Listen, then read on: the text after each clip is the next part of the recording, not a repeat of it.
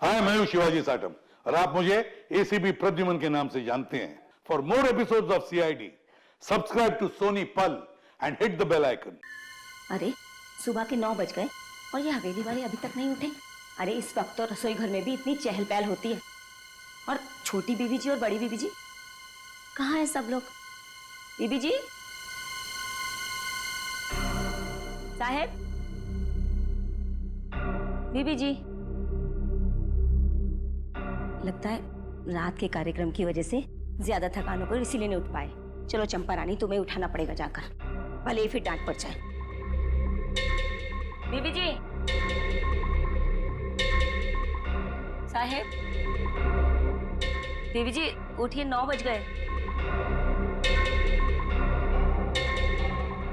बीबी जी, बीबी जी।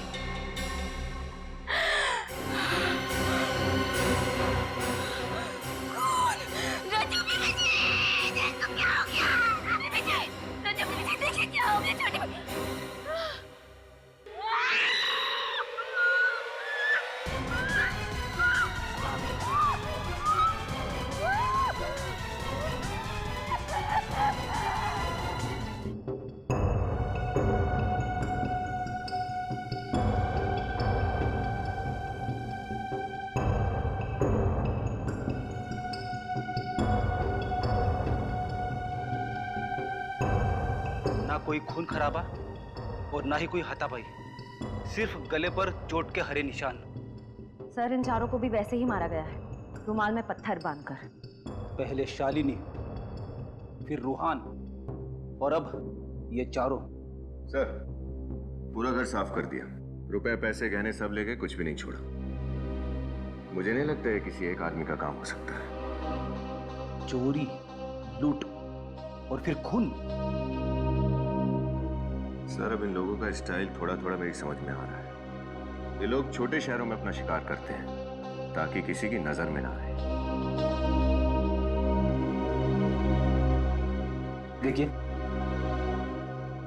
क्या आप बता सकती हैं कि कल रात को आपने इस घर में किसी को आते जाते हुए देखा था?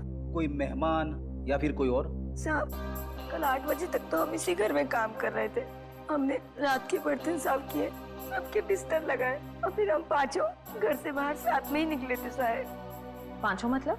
बड़ी मेम साहब, छोटी मेम साहब, बड़े साहब, छोटे साहब और हम। मतलब कल शाम को ये चारों कहीं बाहर गए थे? वो लोग कोई नाटक देखने के लिए गए थे। नाटक? कौन सा नाटक? महाभारत कला भवन नाटक मंडली का। मैं भी वहीं पे था। तुमने उन चारों को वहां पर किसी अनजान आदमी से बात करते हुए देखा था? नाटक खत्म होने के बाद चारों मंडली वालों से मिलने के लिए रुके थे, उनकी तारीफ करने के लिए। और बातों ही बातों में उन्होंने कला मंडल कंपनी को 50,000 रुपए देने का वादा भी किया था। 50,000? इतने सारे पैसे क्यों? कला के पुजारी थे और बहुत पैसे वाले थे वो लोग। जरूर ये काम उन्हीं नाटक मंडली के कलाकारों का है। अगर उन्हें जल्द से जल्द रोका नहीं गया तो न जाने और कितने मासूम लोगों का खून करेंगे ये लोग। लेकिन इन लोगों के खिलाफ कोई सबूत या गवाह नहीं है हमारे पास। अब इन लोगों को गिरफ्तार करने के लिए एसीपी सर के प्लान बी का इस्तेमाल करना पड़ेगा।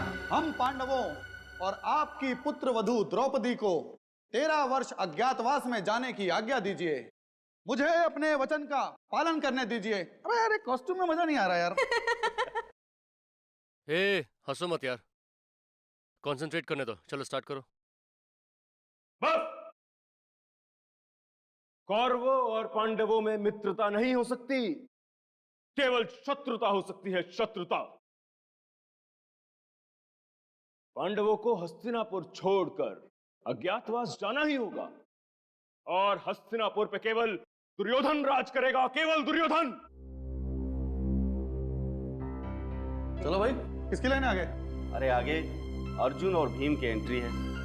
दिनेश तो अचानक गायब हो गया, बचा रूहान, वो ऐन वक्त पे छोड़ के चला गया। हमें और कलाकार चाहिए। और द्रौपदी? द्रौपदी के बिना तो कैसी महाभारत? और फिर द्रौपदी के बिना महाभारत का तो युद्ध ही नहीं हो सकता ना। अरे यार, मैं मुद्दू साहब से कितनी बार बोल चुका हूँ कि कलाकारों का अरेंजमेंट करें, उन्हें मेरी बात समझ में नहीं आती है। ये मुत्तू साहब है कहाँ? तुम्हारी बात सुन ली गई है संजीव। मैं अपने साथ ऐसे कलाकारों को लेकर आया हूँ जो कला भवन नाटक मंडली में हमारे साथ परमानेंट काम करने के लिए तैयार है। क्या बात है? कहाँ है वो कलाकार? आओ ऊपर आओ सब लोग। आओ सभी लोग आओ। मिलिए हमारे नए कलाकारों से।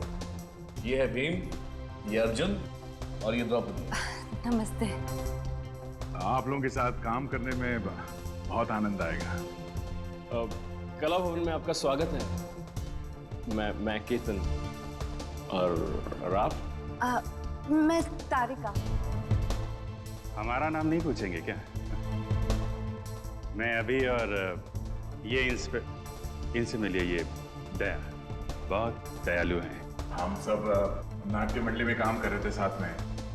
मुद्दू साहब ने हमें आपके नाटक में रोल देने का वादा किया तो हम लोग मना नहीं कर सके। अच्छा, वो मधु साहब से पैसों की बात हो गई आप लोगों की? हाँ, पैसों की बात हो गई है। आप चिंता मत कीजिए, अब तो बस आप हमारा काम देखिए।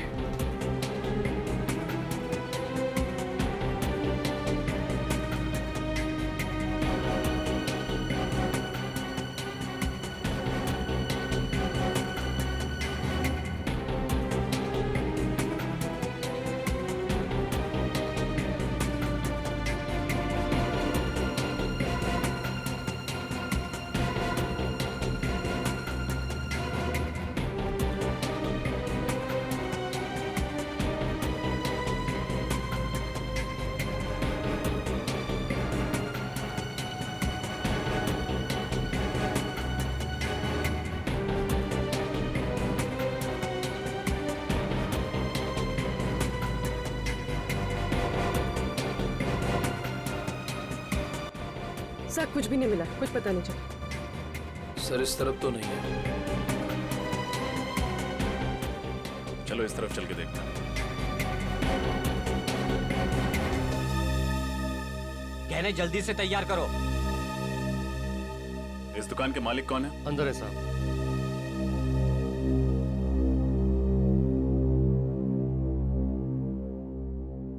कहिए, मैडम के लिए अच्छा सा हार दिखाऊं?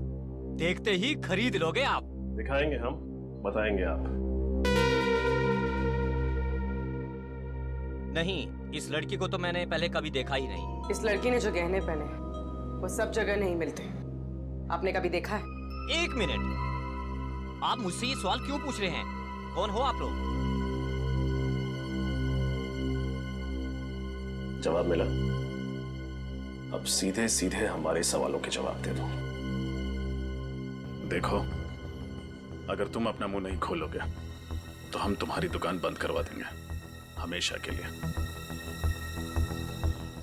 इस फोटो में जो गहने का डिजाइन है, ये गहना आपकी दुकान पे बेचा गया है ना? नहीं साहब, ये गहने तो मैंने खरीदे ही नहीं, पक्का। कमाल है, फोटो ढंग से देखा भी नहीं और आपको पक्का पता है कि आपने ये गहना नहीं खरीदा। याददाश्त अच्छी है आपकी। सेठ जी, बाद में देख नहीं रहे हो, मैं साहब लोगों के साथ बात कर रहा हूँ। चलो। एक बात बताइए, जब आप गहने खरीदते हैं तो आप उसका भाव कैसे लगाते हैं? सबसे पहले वजन किया जाता है, ये जानने के लिए कि सोना कितना तोला है, और उसके बाद फिर चेक किया जाता है, ये जानने के लिए कि सोना खरा कितना है, और फिर जैसा ग्राहक वैसा दाम। पहले फुटबॉल खेलते थे ना?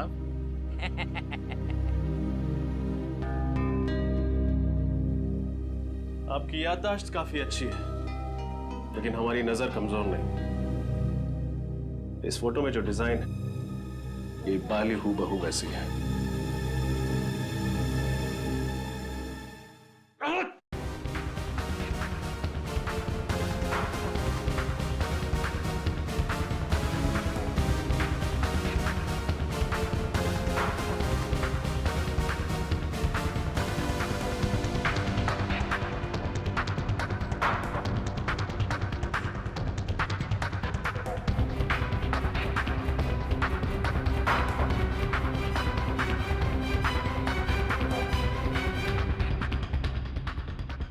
जल्दी कहाँ गायब हो गया?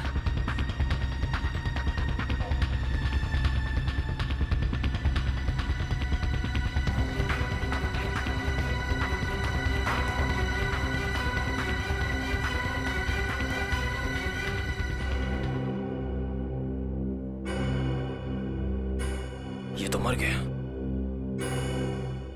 सर इतनी जल्दी हमारी आंखों के सामने इसे कौन मार गया? जिसने भी ये किया है उसने हमारी मुश्किलें और बढ़ा दी। ज्येष्ठ भ्राता युधिष्ठिर, मैं प्रण लेता हूँ। ज्येष्ठ भ्राता युधिष्ठिर, मैं प्रण लेता हूँ। कोई फायदा नहीं। कोई फायदा नहीं। अरे ये डायलॉग्स थोड़े ना है, मैं तो दया से बात कर रहा था। अच्छा, वो कोई फायदा नहीं है। यहाँ नेटवर्क की इतनी दिक्कत है कि 1 मिनट की बात करने के लिए 5 मिनट तक टहलना पड़ता है। अर्जेंट एक फोन करना था। खैर, मेरे लाइन बताओ। अरे लाइन्स वाइन्स छोड़ो, अपने हिसाब से कर लो। कॉस्ट्यूम्स ट्राई कर लो तुम आराम से। वैसे मुझे लगता नहीं है कि आप लोगों ने इससे पहले ऐसे ऐतिहासिक और सांस्कृतिक नाटकों में काम नहीं किया है। हमने किया है कई बार, ऐसे किरदार निभाए हमने, तभी तो इनका निशाना अचूक अर्जुन जैसी और मेरी ताकत भीम जैसी। क्या है ना, अभी पहली बार आप लोगों के साथ काम कर रहे हैं ना, एक बार जान पहचान होगी तो फ्लो में आ जाएगा। वैसे आप लोग तो काफी समय से एक दूसरे को जानते होंगे, मतलब जम गई होगी आपस में, है ना? नहीं नहीं, ऐसा कुछ नहीं है। हमें एक दूसरे से कुछ लेना देना नहीं है। वो तो मुड्डू साहब है कि सबको जोड़ के रखते हैं। अच्छा, तो मतलब आप में से वो चोरी करने वाला और खून करने वाला ठग कौन है, वो तो आपको भी नहीं पता होगा। हमें पता होता तो सीआईडी को नहीं बता देते। जी हाँ, द्रौपदी की कॉस्ट्यूम तारिका को हो गई। कॉस्ट्यूम तो बिल्कुल फिट है, लेकिन ये विग आप देख लीजिए, थोड़ा विग में शायद थोड़ा कुछ प्रॉब्लम। इस कॉस्ट्यूम और विग की दुनिया से तो मेरी फोरेंसिक लैब और केमिकल से बेहतर है। क्या बात है, मैं मदद करूं कुछ?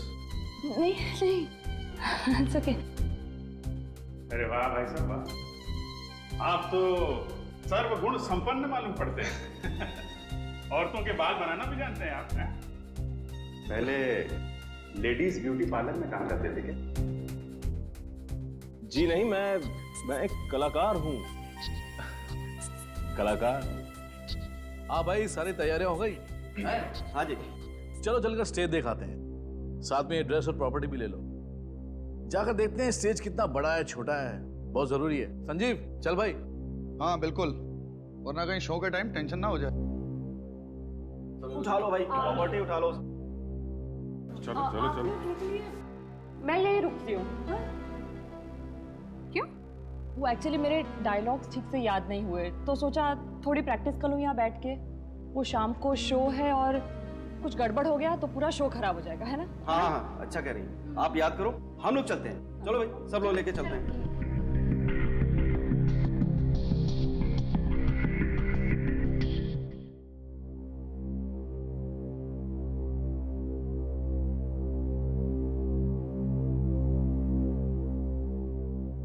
अरे भाई, सारी कॉस्ट्यूम्स और प्रॉपर्टी ठीक तरह से चेक कर ली है ना? ध्यान से, कोई भी चीज छूटने ना पाए। शो में किसी भी किस्म की गड़बड़ी नहीं होनी चाहिए, ठीक है ना?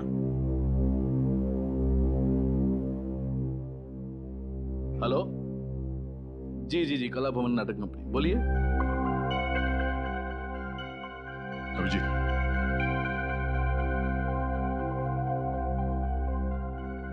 ये देखो रुमाल। इनका महाभारत के नाटक में क्या लेना देना? मैंने पत्थर रख दिया और इसे ऐसे बंद करके जोर से घुमाया। इसके अंदर की चीज सीधी जाकर के सामने वाले के कंठ पर लगी और ऑक्सीजन की कमी की वजह से उसकी मौत हो गई। मतलब इस रुमाल में पत्थर बांध के खून किया जाता है। खून इन कलाकारों में से कोई है। कोई चक्रव्यूह रचना पड़ेगा खूनी को पकड़ने के लिए। अरे भाई, सारी प्रॉपर्टी चेक हो गई? हाँ, चेक तो हो गया, पर ये प्रॉपर्टी देखिए, समझ में नहीं आ रही है कहाँ से आया। देखिए ये रुमाल। हाँ, ये यहाँ क्या कर रहे हैं? अरे भाई मीर जी, जरा। अबे सतयुग के नाटक में ये कलयुग का रुमाल देने वाले थे कलाकारों को? हद हो गई यार। मुझे क्या पता कि किसने रख दिया। हाँ, हो सकता है किसी कलाकार ने धो के सुखाने के लिए रखा होगा। हाँ हाँ, और क्या। एक काम करते हैं, रुमाल को संभाल के रख लेते हैं, मीर साहब का पसीना पोंछने के काम आएगा।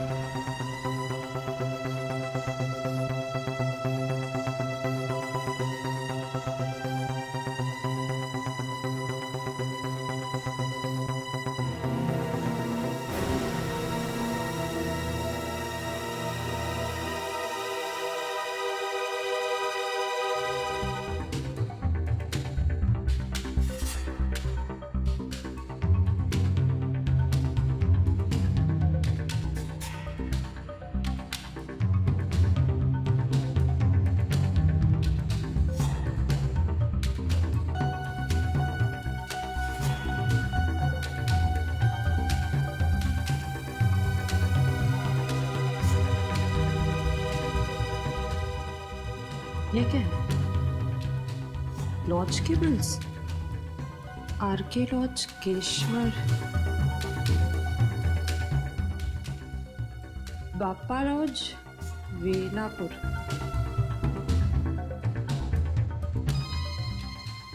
नीलम लॉज सीरकपुर। सीरकपुर? लेकिन ये तो नीलम लॉज नहीं है। और ये बाकी दोनों शहरों में भी कला भवन नाटक मंडली वाले तो सरकारी लॉज में रुके थे। ये लॉज के बिल्स यहाँ क्या कर रहे हैं?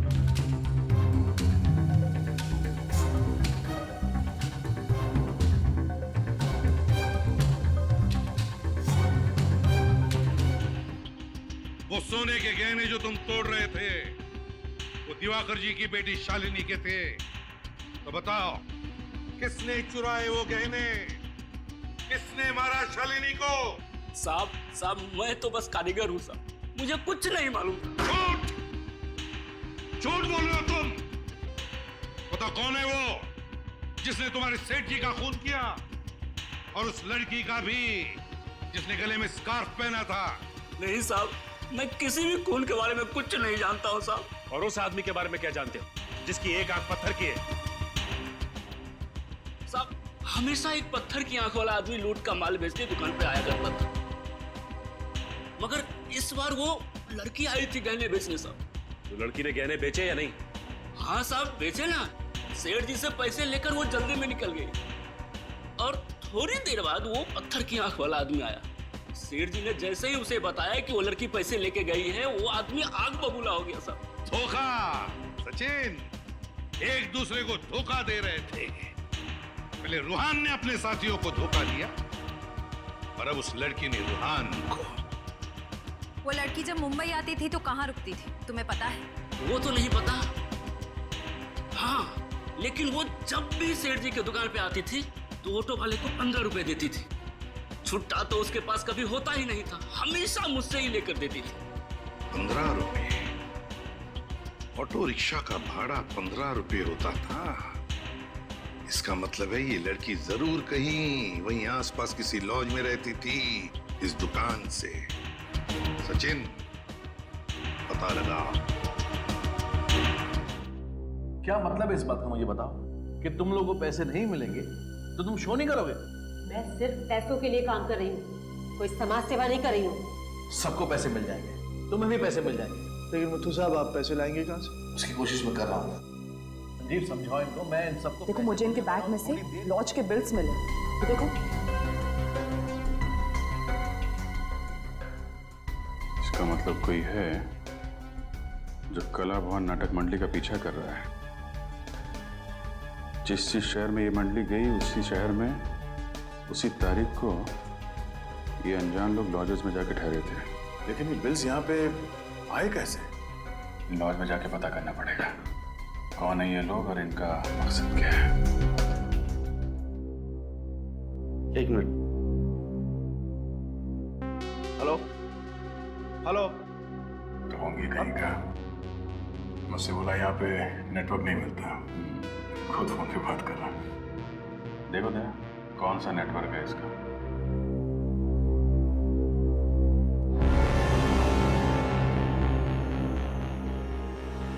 Welcome sir.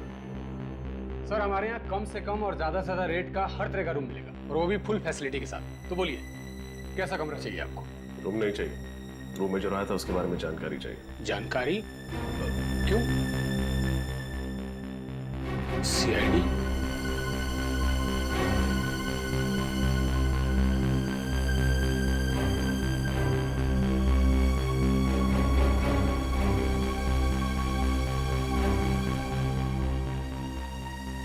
पहचानते हो सर?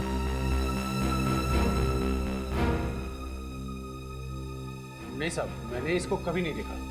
सर बेलापुर से जो कागज के टुकड़ों के सैंपल हमें भेजे गए थे, उस पर भी ऐसी डिजाइन थी।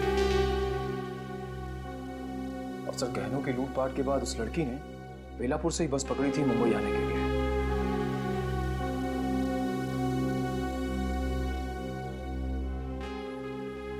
सर इसका मतलब वो लड़की इस लॉज में आई थी।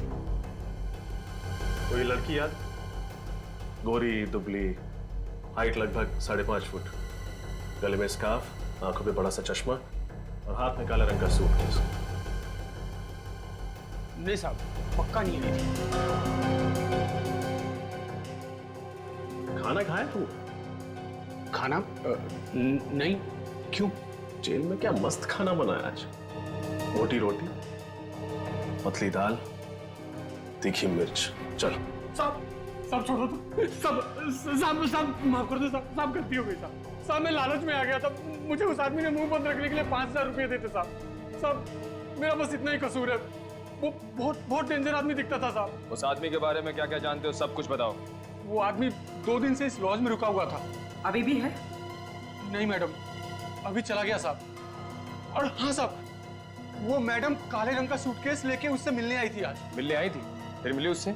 नहीं, वो यहीं पे बैठ के उसका इंतजार कर रही थी कि अचानक उस मैडम का फोन आ गया और वो बात करते हुए निकल गई। अभी तकरीबन 1 घंटा पहले। कमाल है, जिस आदमी से वो डर के भाग रही थी, उससे मिलने वो यहाँ क्यों आई? आई थी, मिली नहीं, फिर गई कहाँ? सर कहीं इस डिजाइन में उस जगह का पता तो नहीं है जहां वो गई है?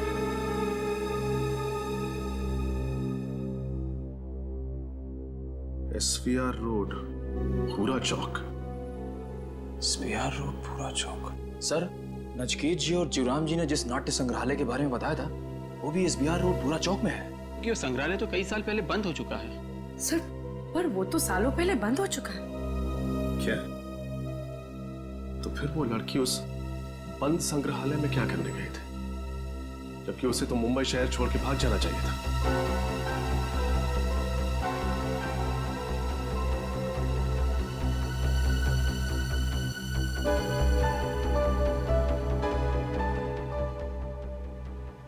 बोलो।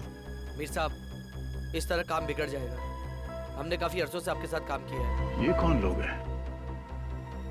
ये मीर सीरकपुर में अपने नाटक मंडली के अलावा किसी और को भी जानता है क्या? इन लोगों को कहीं देखा है।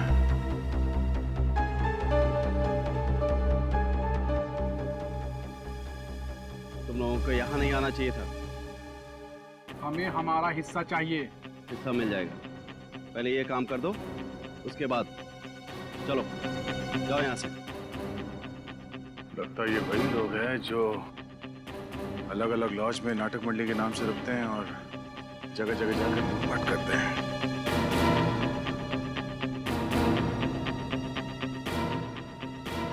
सर, मैं कुछ फोटो भेज रहा हूँ सर। लगता है ये वही लोग हैं जो उस नाटक मंडली में जुड़े हुए हैं।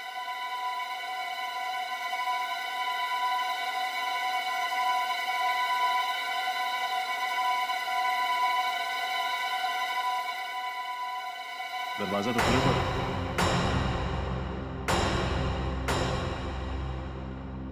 अगर ये जगह काफी दिनों से बंद पड़ी है तो यहाँ पे आत्मा वगैरह। डैडी, क्या डर पाल रखा है तुमने आत्मा? बाहर निकले इससे, नहीं डर तुम्हारे लिए बीमारी बन जाएगी। मैं कोशिश करूंगा सर, लेकिन ये पत्थर की आंख वाला आदमी इस लड़की को यहाँ क्यों लेकर आया होगा? शायद यहाँ पे पैसों का बंटवारा करने आए होंगे। चलो अंदर चल के देखते हैं।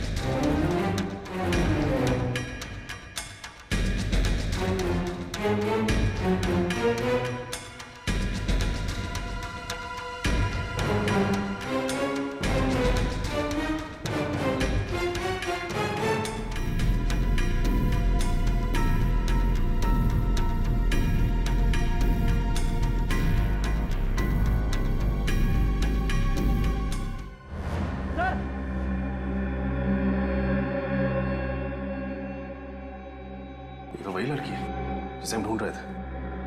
श्रेया,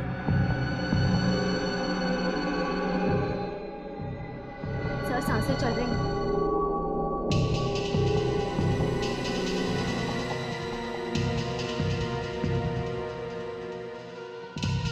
आराम से। नाम क्या है तुम्हारा? नीना। नीना। किसने किया ये सब? किसने किया ये सब? पिता की। पिता की। पिता की। श्रेया, फ्रेडी, इसको जल्दी से अस्पताल पहुंचाओ।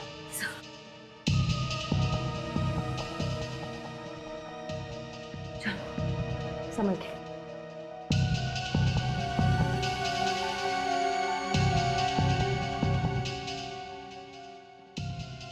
ये देखिए सर, कितने सारे फाइल्स और पेपर जला दिए उसने, लेकिन इनमें क्या होगा? कुछ तो है जो पिता की जलाकर खत्म करना चाहता था। देखता हूं।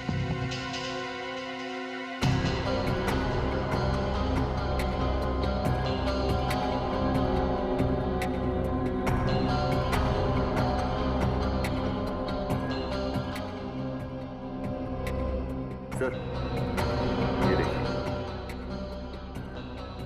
ये कलानगर नाटक मंडली के इतिहास की पत्रिका का रिकॉर्ड है। सर, इस रजिस्टर के हिसाब से आखिरी बार 1995 में इसी ग्रुप का कोई सदस्य पत्रिका को लेकर गया था। इसका ये नाम और साइन चल गया है, लेकिन एड्रेस पूरी तरह नहीं चला। चिलकुर नगर 21, चिलकुर नगर 21 क्या हो सकता है? सर, कहीं ये किसी जगह का कोई रूम नंबर तो नहीं? रूम नंबर 21, रूम नंबर, एक मिनट। चिलकुर नगर में एक हॉस्टल है ना, डीए हॉस्टल। हो सकता है उस हॉस्टल के रूम नंबर 21 से कोई शख्स आया हो सकता है सर, क्योंकि डीए हॉस्टल से करीब 10 मिनट की दूरी पर एक पुराना ड्रामा कॉलेज है और वहाँ के स्टूडेंट्स इसी हॉस्टल में रुकते हैं। एक काम करते हैं, डीए हॉस्टल चलते हैं, देखते हैं कि कौन है जो कला भवन के ठगों की तरह लूटमार और खून कर रहा है। ये मीर बाहर जाकर इन लोगों से मिला था, शायद यही है वो ठग लुटेरे।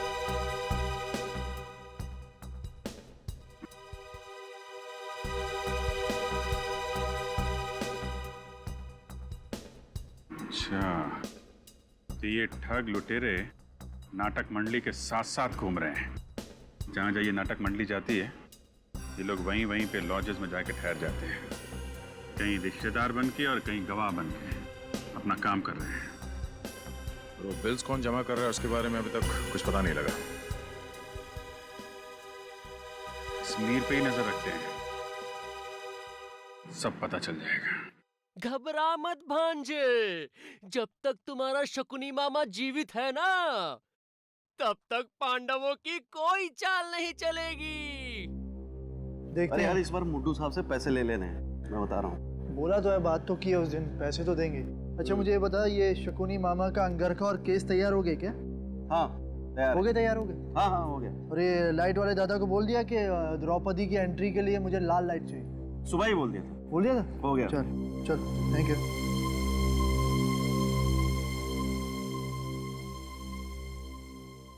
ये मेरे अहंकार का नहीं, आत्मसम्मान का प्रश्न है। वो कितनी कॉम्प्लिकेटेड लाइन्स कैसे बोल लेते हैं, देखो कैसे याद रखते हैं। ये फॉरेंसिक में ठीक है बॉस। नहीं यार, मैं सिखाऊंगा ना, सिखाऊंगा, कुछ नहीं हो सकता। अरे नहीं, कोशिश करता हूँ ना यार, हो जाएगा हो जाएगा। आज मैं ये प्रण ठानती हूँ कि मैं ये केस जब तक उस दुष्ट दुशासन के रक्त नहीं रंगे जाएंगे, ये केशव हमेशा ऐसे खुले ही रखूंगी। वाह वाह, क्या बात है, क्या एक्टिंग करती हैं, हाँ? ये काम कीजिएगा, जब ये केश वाली लाइन बोली ना आपने, तो बालों को थोड़ा सा ऐसे करके झटक दीजिए, बहुत मस्त लगेंगे। वैसे एक बात बोलूं, आप पूरी बहुत मस्त दिखती है। दुर्योधन, क्या नाम है तुम्हारा? केतन। तारिका जी के बाएं कंधे में चोट लगी है, इसलिए वो ऐसे बाल नहीं कर सकती। इसलिए बेहतर होगा कि तुम नीचे जाओ और रिहर्सल करो। नीचे जाओ और रिहर्सल करो। नीचे जाओ। बेचारा केतन बाल बच गया। यार तुम्हें मजाक सोच रहा है यार? अरे मजाक क्या करो यार। ये मीर कहाँ गायब हो गया? हाँ, ये तो यहीं पे फोन पे बातें कर रहा था। ये गया कहाँ? सॉरी सर, सॉरी, आपको इंतजार करना पड़ा। बताइए क्या काम था? क्या साल 1995-96 में आप इस हॉस्टल में काम कर रही थी? नो सर, मैं तो सिर्फ पिछले 2 सालों से यहाँ काम करती हूँ। कोई और है इस हॉस्टल में जो उस समय से काम कर रहा हो? जी हाँ, पार्थ जी। सर वो 1995 से इस हॉस्टल के फैकल्टी मेंबर हैं। बुलाऊं उन्हें? प्लीज।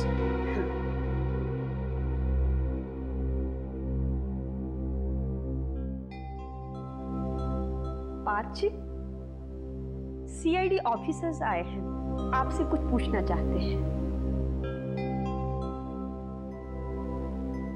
जी, क्या मदद कर सकता हूँ आपकी? जी, हम एक ऐसे स्टूडेंट के बारे में पता लगा रहे हैं जो पास वाले ड्रामा कॉलेज में पढ़ता था। क्या नाम है उसका? उसका नाम तो हमें नहीं पता। इनफैक्ट हमें यह भी नहीं पता कि वो लड़का है या लड़की। हमें तो सिर्फ इतना पता है कि 1995-96 में वो यहाँ आपके हॉस्टल में रहता था या रहती थी। 95-96, यस, ड्रामा कॉलेज के कुछ स्टूडेंट्स यहाँ रहते तो थे। इनफैक्ट एक नाट्य महोत्सव में उन्होंने हिस्सा भी लिया था और ट्रॉफी जीत कर लाए थे। मुझे अच्छी तरह याद है, दिन रात रिहर्सल करके उन लोगों ने नाच में दम कर रखा था मेरा। उन विद्यार्थियों का नाम पता कुछ बता सकते हैं आप? आई एम सॉरी, इतने पुराने रिकॉर्ड्स नहीं है हम लोगों के पास। आपने कहा कि उस साल उन्होंने नाट्य महोत्सव में ट्रॉफी जीती थी। यस। तो फिर कोई फोटो वगैरह तो होगी आपके पास? यस, एक एल्बम है, फोटो एल्बम। ठीक है, वो फोटो एल्बम हमें चाहिए। Yes, here it is. Thank you.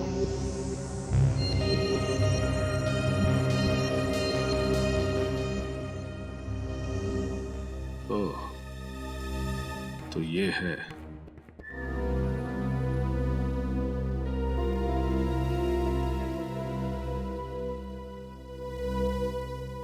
Hello. क्या तुम्हें 50,000 रुपए बतौर कमीशन चाहिए? दिमाग खराब हो गया तुम्हारा। कहां से लाऊं मैं इतने पैसे? मेरे कलाकार मुफ्त में काम नहीं करेंगे, बिल्कुल नहीं करेंगे। नहीं करना मुझे तुम्हारा शो, नहीं करना। जाओ। पता नहीं कहां कहां से आ जाते। नमस्कार जी। नमस्ते। आप ही कला भवन नाटक मंडली के मैनेजर हैं? जी हाँ, मैं ही मैनेजर हूँ। बताइए। बहुत ही अच्छा अभिनय करते हैं आपके कलाकार। जी शुक्रिया, वो तो है। मैनेजर साहब, ये कुछ रुपए लीजिए, हमें आपका एक शो करना है। जी हाँ, हम लोग जरूर शो करेंगे। बस आप डेट और टाइम बता दीजिए, हम जरूर शो करेंगे। देखिए, टाइम और डेट हम आपको बहुत जल्द बता देंगे। अच्छा, नमस्कार। जी नमस्कार।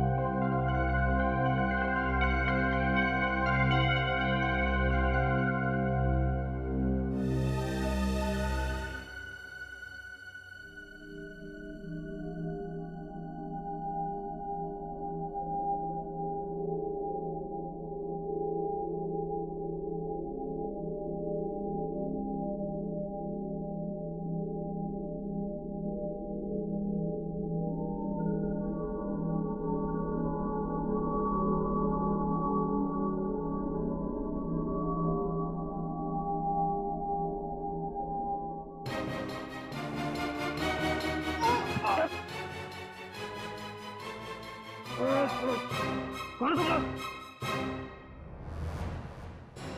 सीआईडी? अच्छा, तो तुम लोग की चाल थी हमें पकड़ने के लिए? हाँ, तुम्हें पहले ही पता चल चुका था कि तुम लोग 1890 के नाट्य कलाकारों की एक कला का सहारा लेकर ये घिनौना काम करते हो, लोगों को लूटते हो, उनका खून करते हो। तो बताओ, कहाँ है तुम्हारे बाकी के साथी और कौन है तुम्हारा बॉस जिसे इतिहास दोहराने का बहुत बड़ा शौक है? हमें नहीं पता आप किसकी बात कर रहे हैं। मीर और पिताकी तुम्हारे साथी है ना? बोल। हाँ, मीर और पिताकी दोनों साथ में ही हैं, मगर क्या?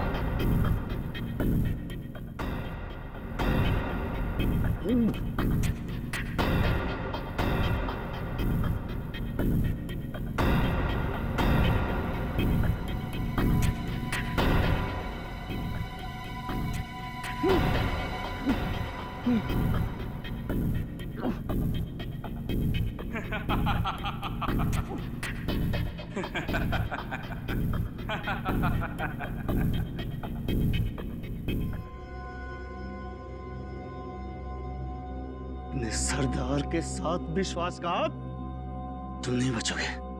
मैं तुम्हें छोड़ूंगा नहीं पिताकी। मीर साहब के वर्तमान की चिंता छोड़ और अपने भविष्य की चिंता कर तू, जो जेल की सलाखों के पीछे कटने वाला है। भयंकर भयानक अपराध हुआ था युधिष्ठिर से। अपनी अर्धांगिनी को शयन कक्ष से चौपाट तक लेकर आया था वो। पश्चाताप का आभास तो हो रहा था, परंतु क्या द्रौपदी उन्हें क्षमा करेगी?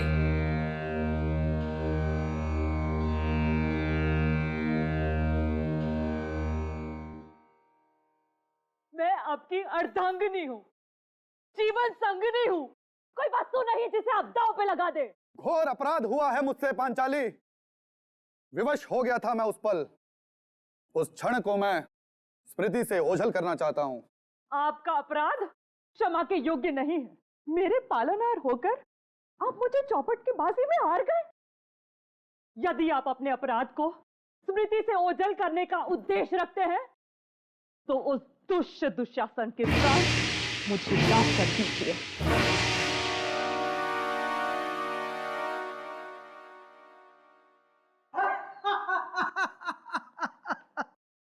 ओ द्रौपदी, जिसका स्वयं कोई सम्मान नहीं, वो क्या किसी के प्राण निकाल पाएंगे? तुम्हारे पांचों प्राणनाथ ने तुम्हें अनाथ बना दिया है। यदि मांगना ही है तो मुझसे मांगो। इन कायरों से मांगोगी तो केवल दरिद्रता एवं अपमान ही पाओगी। दुशासन, इस भ्रम में मत रहना।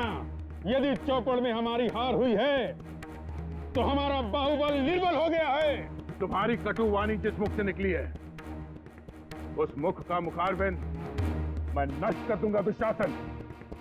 मैं पांचली आज ये प्रण लेती हूँ कि जब तक ये दुष्ट दुशासन के रक्त से अपने केश न रंग दूं, मैं अपने केश हमेशा खुले ही रखूंगी। मैं तुमसे वादा करता हूं पांचाली, इस दुशासन की छाती चीर कर इसका लहू निकाल लूंगा मैं। ये सब क्या अनर्थ हो रहा है?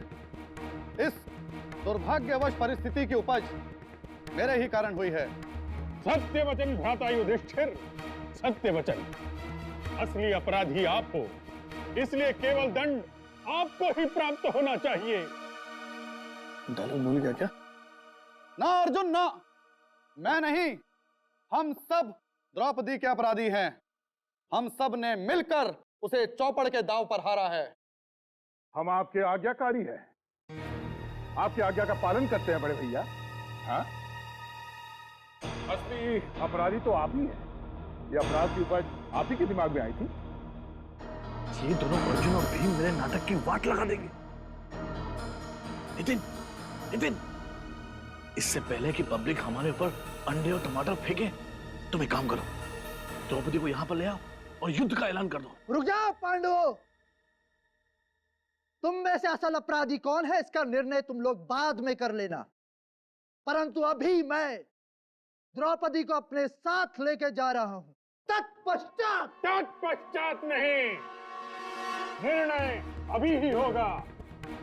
द्रौपदी, ये अर्जुन तुम्हारा और अपमान नहीं होने देगा। भ्राता भीम, दुशासन को समझा दो। आज्ञा भ्राता। ले चल। ये तुम क्या कर रहे हो भीम? इस सारे नाटक के नुकसान की भरपाई मैं तुमसे वसूल करूंगा। हम लोग सीआईडी से हैं और खूनी को पकड़ने के लिए जाल बिछाया हम लोगों ने, समझे? इसलिए आप लोगों से विनती है कि आप लोग यहीं खड़े रहिए और हमारा नाटक देखिए। आपके इस अपराध का सिर्फ एक ही दंड है, मृत्यु दंड। ये क्या कह रहे हो अनुज? अपने ज्येष्ठ भ्राता पर बाण चलाओगे? ना भ्राता ना, ना। इस पापी की हत्या करने के लिए आपको अपने बाण नष्ट करने की जरूरत नहीं है। इसे मारने के लिए मेरे पास एक नया शस्त्र है। ये शस्त्र आज से हजारों साल पश्चात कलयुग में उपयोग किया जाएगा, जिसकी शुरुआत साल 1890 में होगी और तत्पश्चात 2013 में संजीव नाम का एक अपराधी मनुष्य वध के लिए इस शस्त्र का उपयोग करेगा। ये क्या बोल रहे हो? मैं निर्दोष हूं, मैंने कोई खून नहीं किया। झूठ मत बोलिए भ्राताश्री, हमारे पास केवल साक्ष्य ही नहीं, साक्षी भी हैं। मतलब सबूत ही नहीं, गवाह भी हैं। गवाह पेश किए जाएं।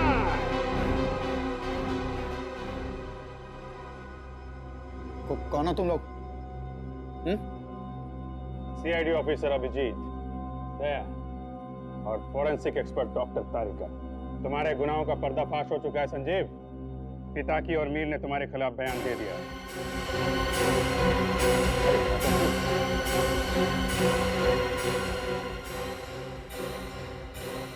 रणभूमि छोड़ के कहां भाग रहे हो ज्येष्ठ भ्राता?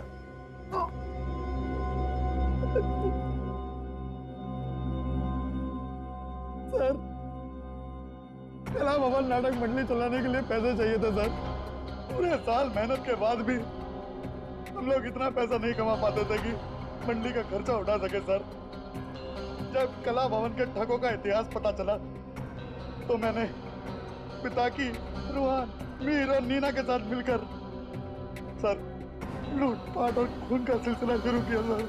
मेहनत से कमाई नहीं कर पाए तो गैर कानूनी काम शुरू कर दिया, ईमानदारी की दुकान बंद कर दी और बेईमानी शुरू। संजीव, तुम कलाकार तो सचमुच बहुत अच्छे हो, लेकिन तुमने अपनी कला का उपयोग गलत कामों में किया। युधिष्ठिर तो धर्मराज थे, लेकिन तुमने अधर्म का रास्ता अपनाया, इसलिए तुम तीनों को फांसी होगी, सिर्फ फांसी। For more updates, subscribe to our channel, click the show links and enjoy watching the videos.